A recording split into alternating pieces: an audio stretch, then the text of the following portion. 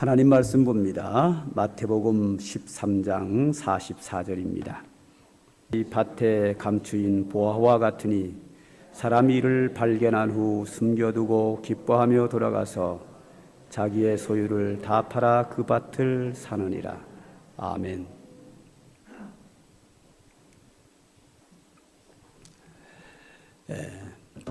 여러분이 돈을 많이 벌었다면 이 돈을 어떻게 하시겠습니까? 제가 이렇게 보니까 이 자리에 한 100억을 현금으로 가지고 계시는 분은 없는 것 같으네요. 부동산 말고 순수한 현금을 100억을 가지고 계신 분은 없는 것 같은데, 만약에 여러분 100억을 벌었다고 하죠. 현금이 100억이 있습니다. 어떻게 하시겠습니까?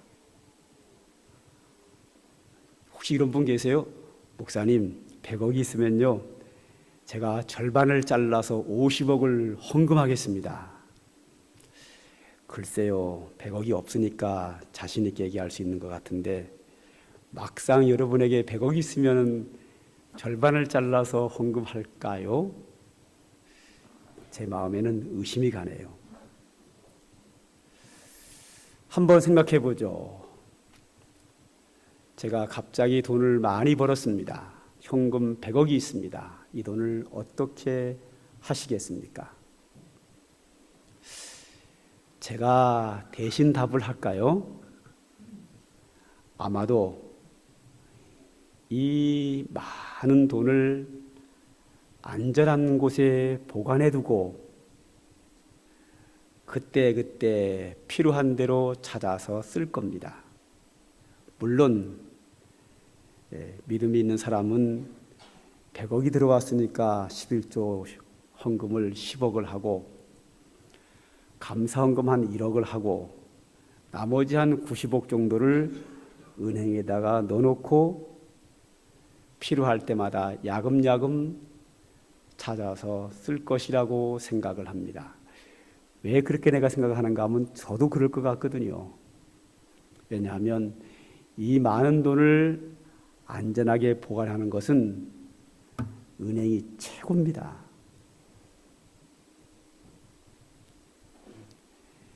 저기에 넣어놓으면요, 안전하게 내 돈이 보관되어 있습니다. 그리고 언제든지 내가 필요한 대로 찾아 쓸 수가 있습니다. 그렇기 때문에 우리는 돈이 많이 들어오면 그것을 안전한 은행에다가 입금을 시켜놓고 그때그때 필요한 대로 찾아 쓰게 됩니다.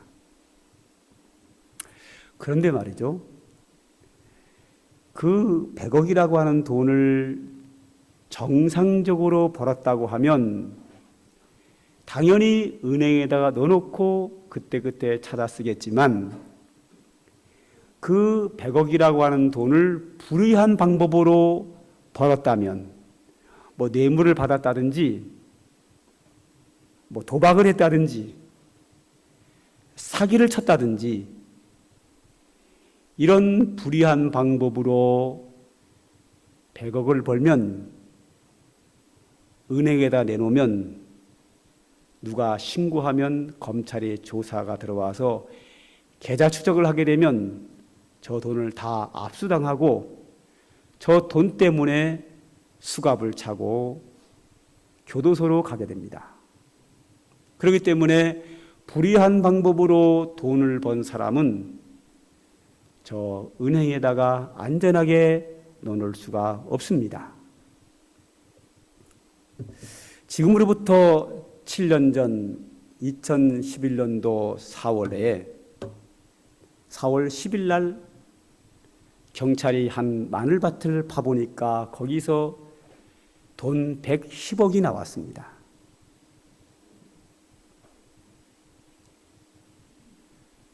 어떤 사람이 불의한 방법을 가지고 불법 도박으로 번 돈이기에 저것을 떳떳하게 은행에 넣을 수도 없고 자기 집에다가 보관해 둘 수도 없고 그래서 마늘밭에다가 감추어 놨습니다.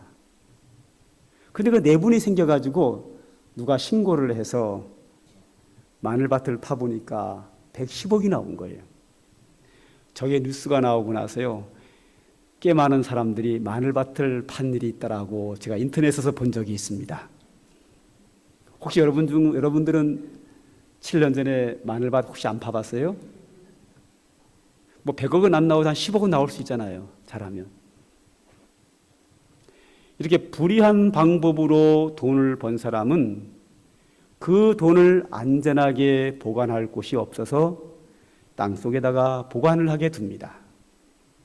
그런데 지금으로부터 한 2000년 전, 3000년 전에 은행이 없는 시대에는 사람이 돈을 많이 벌면 어디다가 보관을 했을까요? 그 당시에는 심사인당이나 세종대왕이 없던 시대입니다. 그 당시에는 화폐로서 있기는 있지만 동전 같은 금화, 음화가 있었지만 그 의전으로 내려가면 그거보다는 화폐를 대신한 것이 보석입니다. 금은 보화, 그렇게 말하죠. 이 보물을 내가 돈을 엄청나게 많이 벌어서 보물이 내게 한 상자가 있다면 이것을 어디다가 보관을 해야 되나요? 대부분의 사람들이 이 돈을 금괴에다가 넣어서 안방 한 구석에다가 잘 보관해 둡니다. 그런데 불안하지요. 강도가 나타나면 하루아침에 그 많은 돈을 다 빼앗길 수 있습니다. 그리고 자식이 자꾸만 돈을 달라고 그러거든요. 도둑이 훔쳐갈 수 있습니다. 그래서 사람들은 그 다음에 감춰놓는 곳이 어딘가 하면 장롱 속에다가 집어넣습니다. 옛날에 우리 어머니도 이따금씩 돈을 장롱 속에 넣어놓더라고요. 한 번은 우리 엄마가 제가 초등학교 다닐 때 지갑에 넣어가지고 찬장 위에 올려놨길래 제가 갖다 좀 쓴 적이 있어요. 모르더라고요. 여러분들 혹시 경험 없으세요? 저만 그랬나요?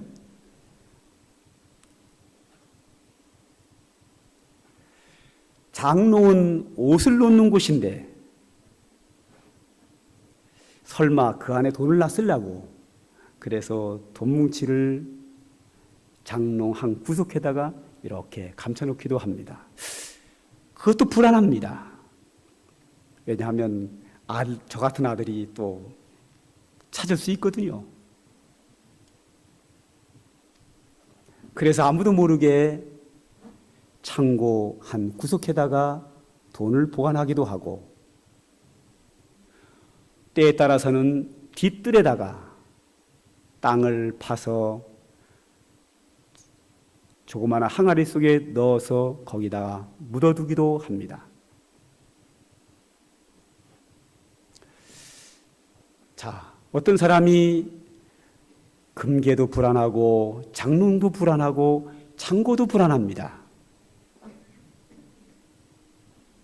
강도가 올 수도 있고 도둑이 올 수도 있고 나라의 삿돈님이 뺏어갈 수도 있고 자식이 돈 달라고 할 수도 있고 그래서 부인도 모르고 아들도 모르고 며느리도 모르고 강도도 모르고 나라 사또와 임금님도 모르는 아무도 모르는 뒷뜰에다가 땅을 파고 묻어놓습니다. 안전합니다. 누가 뒷뜰의 땅 속에 돈이 있으리라고 생각을 하겠습니까? 그런데 그러던 어느 날 갑자기 전쟁이 일어나면 도망을 갑니다. 옛날에 우리 외갓집이 좀 잘 살았습니다. 제가 어릴 때도 잘 살았지만 그 이전에도 태어나기도 잘 살았습니다. 부자였습니다. 근데 6.25 전쟁이 일어났습니다. 우리 외갓집에서 이 돈을 어디다 놓을까? 뒷뜰에 파고 묻었다가 덮어놓고 피난을 갔다 왔더니 그때까지 안전하게 보관되어 있다고 합니다. 그런데요, 옛날에는 전쟁이 자주 일어났는데 뒷뜰에 돈을 묻어놓고 피난을 갔다가 돌아왔을 경우 다시 그 돈을 찾아서 쓸 수 있지만 전쟁에 죽고 나면 그 돈의 임자는 아무도 없습니다. 아무도 모릅니다.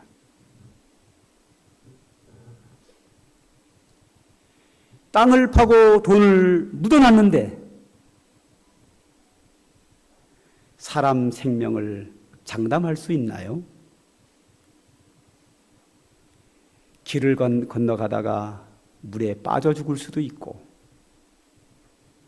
갑자기 심장이 멈출 수도 있고 잠자리에 들었는데 조용히 세상을 떠날 수도 있습니다. 그러면 그 감추어 둔 돈은 누구 것이 될까요? 그렇게 세월이 10년, 100년, 1000년, 2000년 세월이 흐릅니다. 그러다 어느 날 우연찮게 어떤 사람이 땅을 일구기 위해서 밭을 파거나 집을 새로 짓기 위해서 집을 헐고 기초를 파다가 우연찮게 보화를 발견하는 경우가 있습니다. 이것은 한국뿐 아니라 유럽과 지구 전체에서 흔하지는 않지만 아주 희귀하게 땅에서 보물이 발견되는 이유는 바로 여기에 있습니다. 지난주에 금도끼, 은도끼 이야기는 이솝이라는 분이 먼저 그 이야기를 만들어냈을까? 그걸 보고 성경에 기록했을까? 아니면 성경에 있는 것을 이솝이가 보고 이야기를 만들었을까?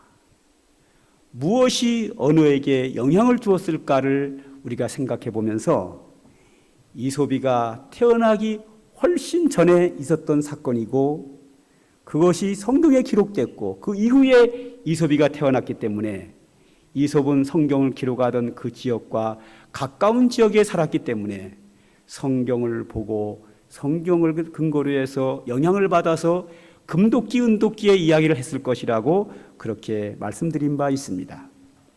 금도끼, 은도끼와 밭의 감추에 주어진 보화와는 다릅니다. 이것은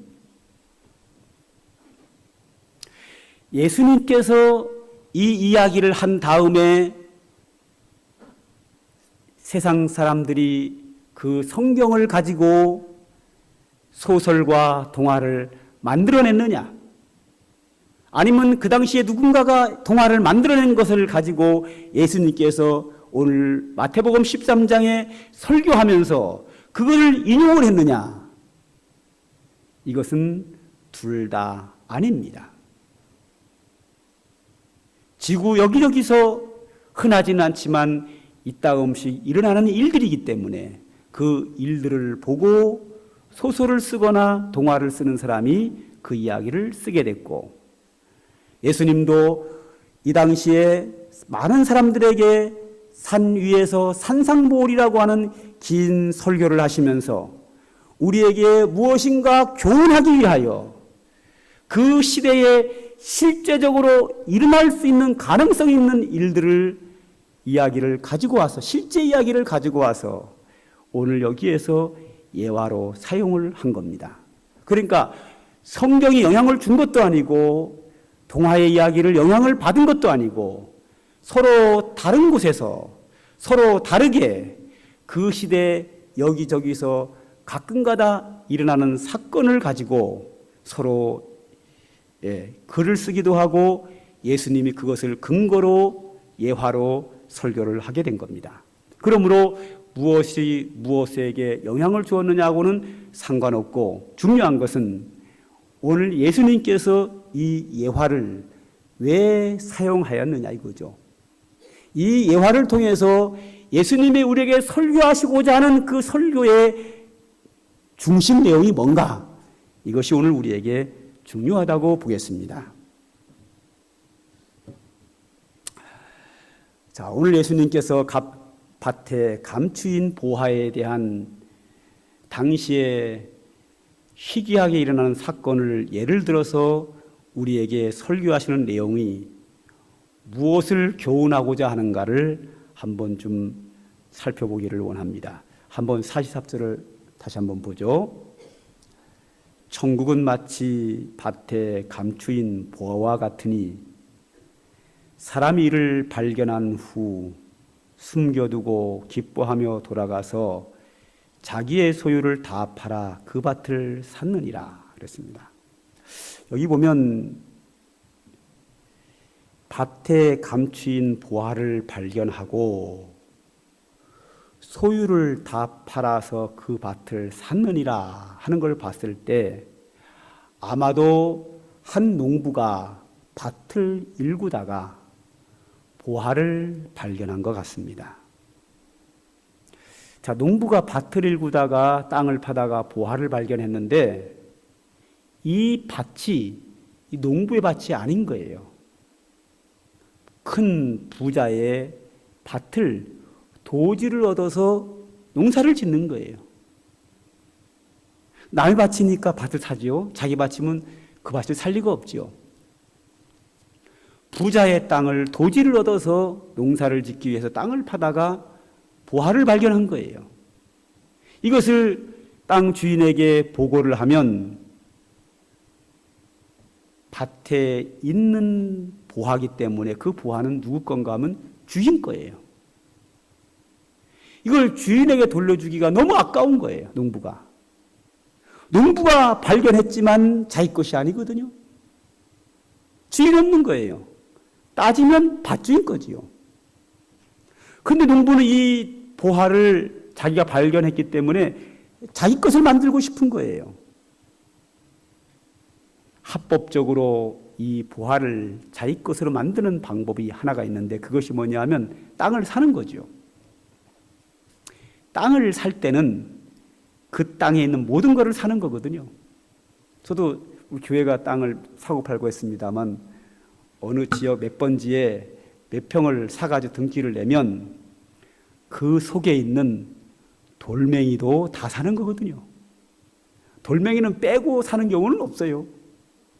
그 속에 있는 돌멩이도 사고 거기 나무 있으면 나무도 사고 그 땅에 포함되는 거 다 사는 거거든요.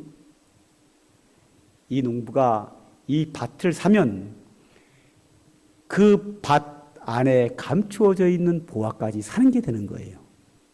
그래서 이 농부는 보화를 발견한 후에 흙으로 땅을 덮어버렸어요. 농부의 관심은 어디에 있을까요? 어떻게 저 보화를 내 것으로 만들까? 방법은 하나, 땅을 사는 거예요. 저 땅만 사면 저 안에 보화는 내 거일 거예요.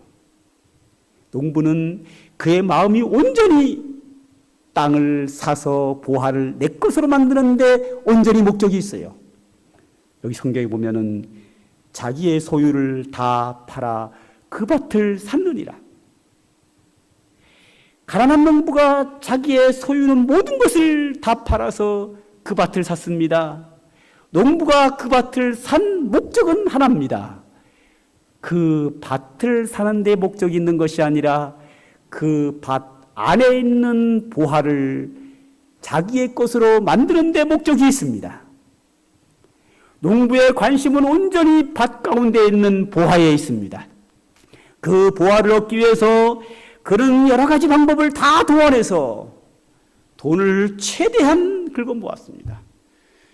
숟가락까지 젓가락까지 빠짐없이 그가 가지고 있는 모든 소유를 다 팔아서 그 밭을 삽니다. 그 밭을 사는 순간 밭에 발견된 보화는 농부의 것입니다. 예수님께서 이 말씀을 우리에게 하시면서 이 예화를 통하여 우리에게 주시는 교훈이 뭐죠? 천국은 본질은 천국입니다. 천국을 설명하기 위해서 천국은 마치 밭에 감추인 보화와 같다.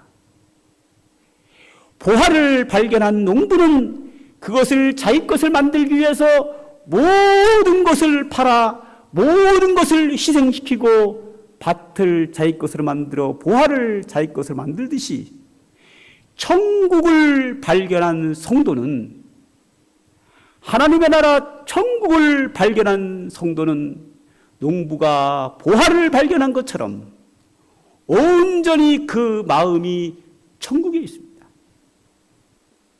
보화를 발견한 농부의 소망은 온전히 밭에 있는 보화에 있는 것처럼 천국을 발견한 성도는 그의 마음이 항상 하나님 나라 천국에 있는 겁니다.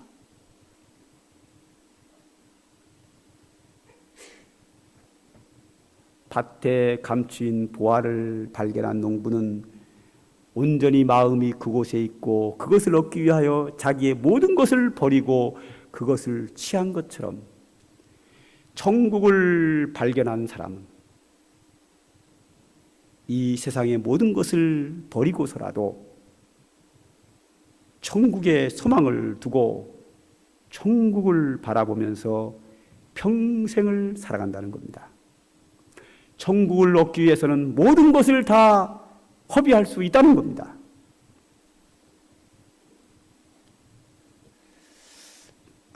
제가 전에 몇 번 말씀드린 바 있는데, 요즘 대한민국 기독교인들에게 이렇게 질문을 하면,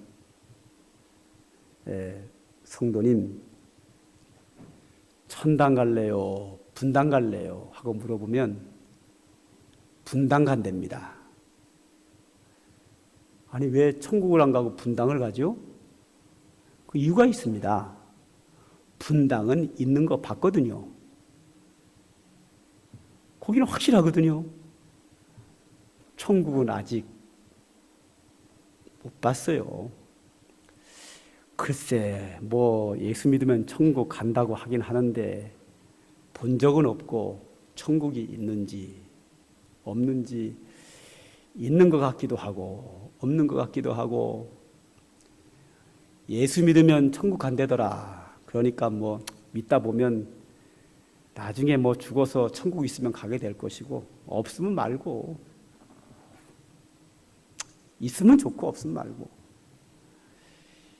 진가 민가 하는데 선택하라고 하면 천국을 선택하겠느냐 분당을 선택하고 있느냐 그러면 천국은 있는 것 같기도 하고 없는 것 같기도 하고 알쏭달쏭한데 분당은 확실하게 있거든요. 그러니까 선택을 하는 거죠. 나 분당 갈래. 이게 한국교회 성도들의 연약한 믿음이 아닌가 그렇게 생각을 합니다. 물론 다 그런 건 아니죠. 일부를 얘기하는 겁니다.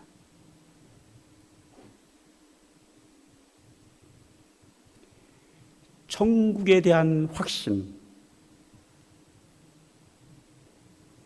이것이 약하기 때문에 분당을 가려고 하고, 아니면 분당 아니더라도 이 세상에서 잘 먹고 잘 사는 것에 온통 소망이 땅에 있고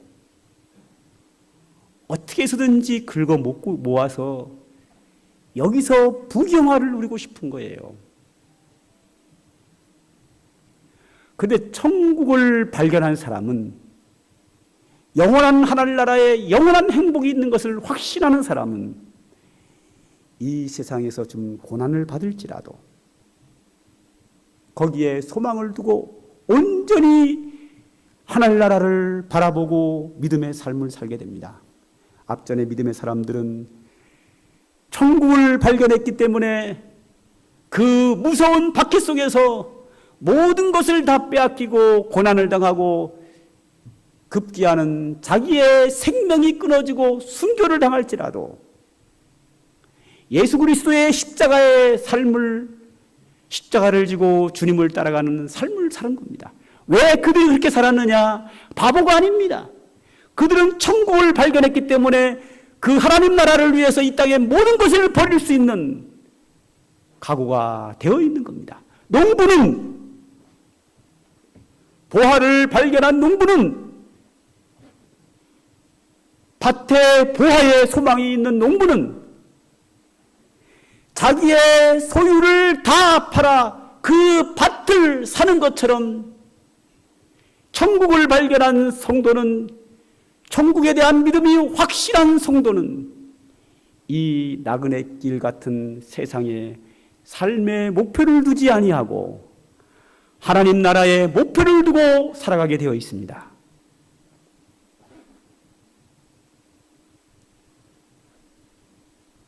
각자 한번 진단해 보시죠. 나는 천국에 대한 확신이 얼마나 있는가? 소망이 땅에 있으면 천국에 대한 소망이 적은 거고요. 하늘나라에 소망이 있는 사람은요, 천국에 대한 확신이 있는 사람이에요. 그런데 예수님께서 말세의 세상에서 내가 믿음을 보겠느냐 한 것처럼 현 시대에는 천국을 확신하는 사람이 그렇게 많아 보이지는 않은 것처럼 느껴집니다. 일찍이 모세라고 하는 사람이 있었습니다. 그 모세는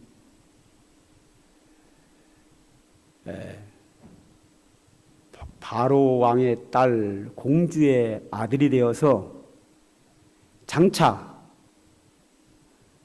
바로 왕의 대를 이어서 그가 바로 왕이 될 수 있는 기회가 있었습니다. 왕자니까. 바로 왕이 되면은 그 당시에 세계의 최강대국이고 잘 사는 나라가 애굽이었는데, 그 애굽의 왕이 되면 모든 권력을 가지고 있고 부귀영화를 누릴 수 있고 애굽의 모든 보화가 모세 것이 될 수 있었습니다. 그러나 모세는 성경에 이렇게 말합니다. 믿음으로 모세는 장성하여 바로의 공주의 아들이라 칭함받기를 거절하고 도리어 하나님의 백성과 함께 고난받기를 잠시 죄악의 날을 누리는 것보다 더 좋아하고 그리스도를 위하여 받는 수모를 애굽의 모든 보화보다 더 큰 재물로 여겼으니 이는 하늘나라의 상주심을 바라봅니다. 할렐루야. 애굽의 모든 보화가 다 그의 것이 된다는 것을 알지만 애굽의 모든 보화와 권력과 부귀영화를 포기하고 하나님의 나라를 선택했습니다. 왜? 그에게는 하늘나라가 확실히 있었기 때문에 바로 왕의 공주의 아들이라 칭함을 거절하고 도리어 하나님의 백성과 함께 고난받는 것을 선택했습니다. 애굽의 보화와 권력을 버린 것은 왜 버렸지요? 하늘나라가 보화가 있기 때문에 버린 거죠. 한 번은 부자 청년이 예수님을 찾아와서 선생님이여, 선한 선생님이여, 내가 어찌하여야 영생을 얻으리이까? 예수님께서 그 청년에게 대답합니다. 예수께서 그를 보시고 사랑하사 이르시되 내게 아직도 한 가지 부족한 것이 있으니 가서 내게 있는 것을 다 팔아 가난한 자들에게 주라. 그리하면 하늘에서 보화가 내게 있으리라. 그리고 와서 나를 따르라 하시니, 네 부자 청년, 네가 가지고 있는 모든 보화를 다 팔아 가난한 자들에게 줘라. 그리고 나를 따르라. 그러면 하늘에 보화가 있으리라. 청년이 심히 고민하다가 그가 재물이 많은 고로 예수님을 떠나가니라 그랬습니다. 고민했습니다. 하늘의 보화를 선택할 것이냐, 자기 집에 있는 보화를 선택할 것이냐 고민했어요. 그런데 이 청년이 결정을 합니다. 자기 집에 보화 있는 거는 확실하지요. 자기 집에 자가 있는 거 알잖아요.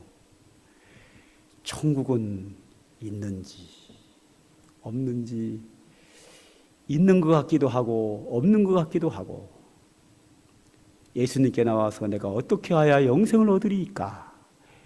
내가 어떻게 천국 가겠습니까? 라고 질문을 했지만 자기 집에 있는 보화는 확실하지만 천국은 100% 확실하지 않거든요. 확실하지 않은 것에 어떻게 모든 것을 걸 수 있겠어요? 근심하다가 자기 집에 있는 보화를 선택하고 주님을 떠났다 그럽니다.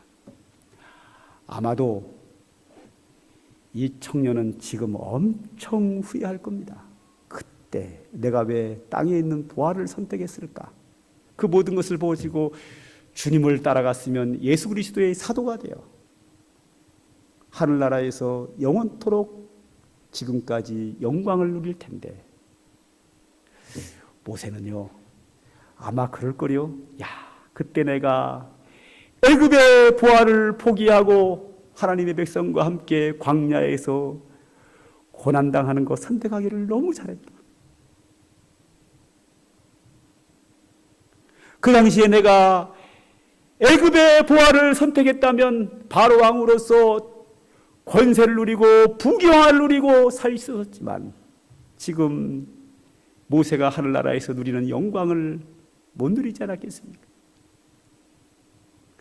애굽의 모든 보화를 분명히 받습니다. 모세는 애굽의 왕자가 얼마나 좋은 것인지를 그는 왕궁에 들어가서 본 사람입니다. 왕자로서 다 본 사람입니다. 그러나 그것을 포기하고 영원하신 하늘나라를 선택해서 하나님의 백성과 함께 광야에서 고난받기를 선택했습니다.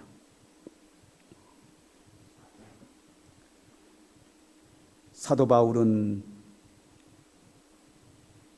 그는 가문과 지식과 가지고 있는 게 많았습니다.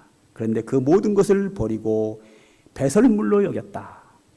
그리스도와 함께 고난받는 것을 선택했는데 그 이유는 나는 표대를 향하여 달려가느라 하늘나라를 향하여 달려가는 사람이다 그랬습니다.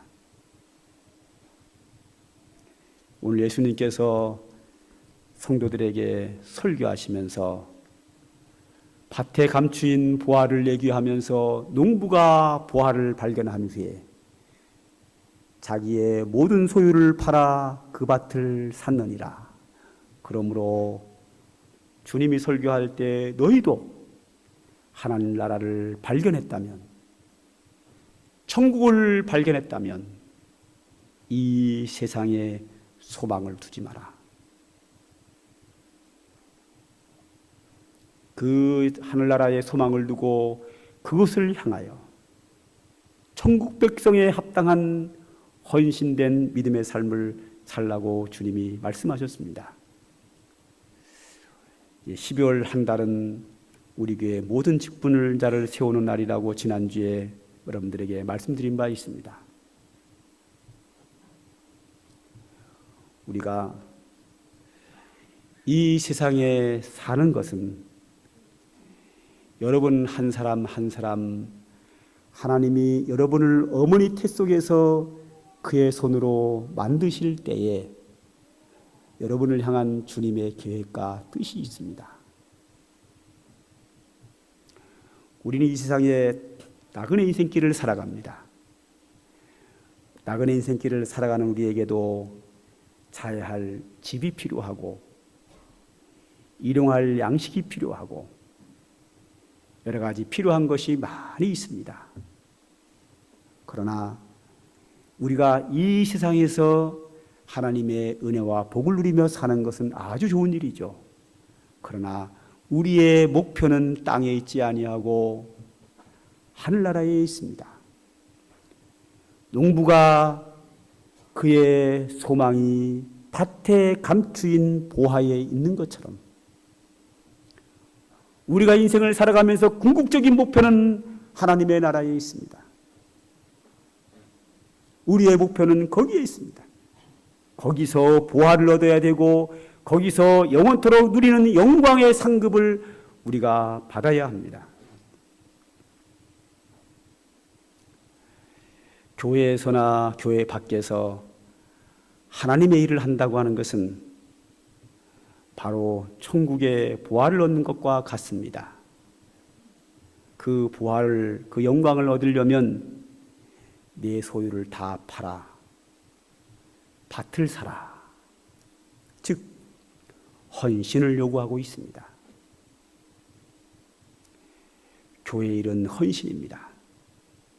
밖에 나가서도 내가 좀 양보하고 내가 손해봐야 모든 일은 잘 되게 되어 있습니다.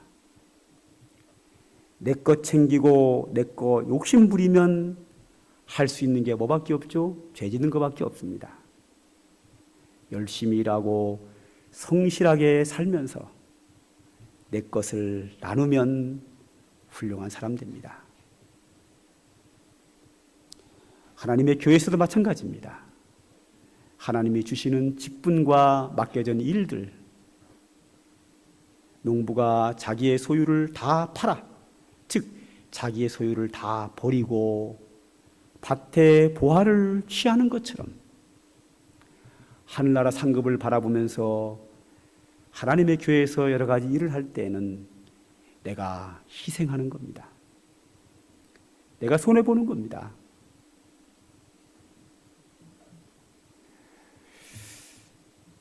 우리 찬양 하나 할까요? 우리 복음성가 179장 낮엔 해처럼 밤엔 달처럼. 낮의 해는요 평생 우리에게 햇빛을 내려주십니다. 밤에는요 달이 우리에게 항상 달빛을 내려주십니다. 내려주기만 하고 요구하는 거 없습니다. 예수님도 바울도 그렇게 살았습니다. 오늘도 우리의 소유를 다 팔아 보화를 사듯이 오늘 그런 마음을 가지고 한번 불러보도록 하죠.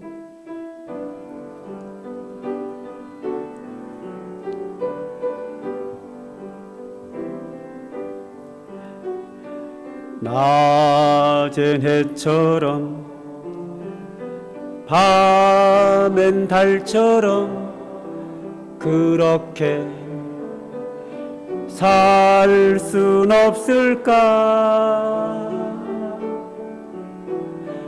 욕심도 없이 어두운 세상 비추어 온전히 남을 위해 살듯이 나의 일생에 꿈이 있다며 땅에 빛과 소금 되어 가난한 영혼 지친 영혼을 주님께 인도하고픈데 나의 욕심이 나의 못난 자아가 언제나 커다란 짐되어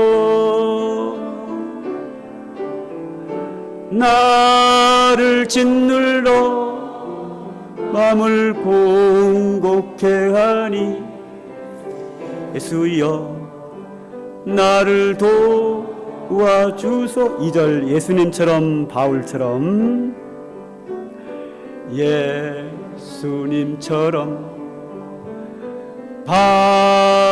바울처럼 그렇겐 살 순 없을까? 남을 위하여 당신들의 온몸을 온전히 버리셨던 것처럼 주의 사랑을 베푸는 사람 값없이 그저 주는 사람 그러나 나는 주는 것보다 받는 것 더욱 좋아하니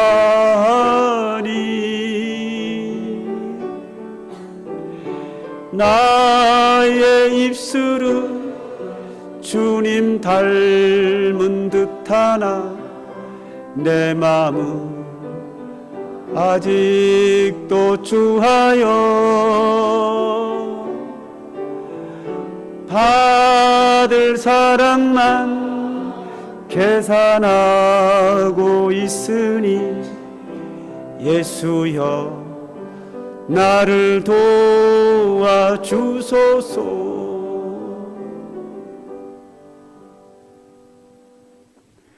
우리 예수 믿는 사람은 다 천국을 발견하고 사는 사람입니다. 천국을 발견하고 사는 게 우리 예수 믿는 사람의 삶입니다. 그렇다면 우리의 소망은 하늘나라에 있어야 되고 하늘나라의 보화의 소망이 있어야 합니다. 그러려면 이 땅에서 내가 희생해야 합니다. 내 손을 벌려 나누어야 합니다. 하나님의 교회와 주의 영광을 위해서 헌신해야 합니다. 내 마음을 비우면 모든 것을 비울 수 있습니다. 내 마음에 천국이 가득 차 있으면 내 마음을 비울 수 있고요. 내 마음에 천국의 소망이 없으면 세상의 욕심들로 가득 차서 평생 욕심 부리다가 인생이 끝나게 됩니다. 성도들은 모두가 다 천국을 발견한 사람입니다. 천국을 발견한 사람답게 아름다운 삶을 사는 삼강교회 성도들 되시기를 주님의 이름으로 축복합니다. 기도하겠습니다. 하나님 아버지, 오늘도 우리에게 귀한 말씀 주셨습니다. 모세처럼 바울처럼 예수님께서 이 땅에 내려오셔서 자신의 모든 것을 우리를 위하여 내어주신 것처럼 믿음의 사람을 예수 그리스도를 닮을 수 있는 우리의 삶이 되기를 원합니다.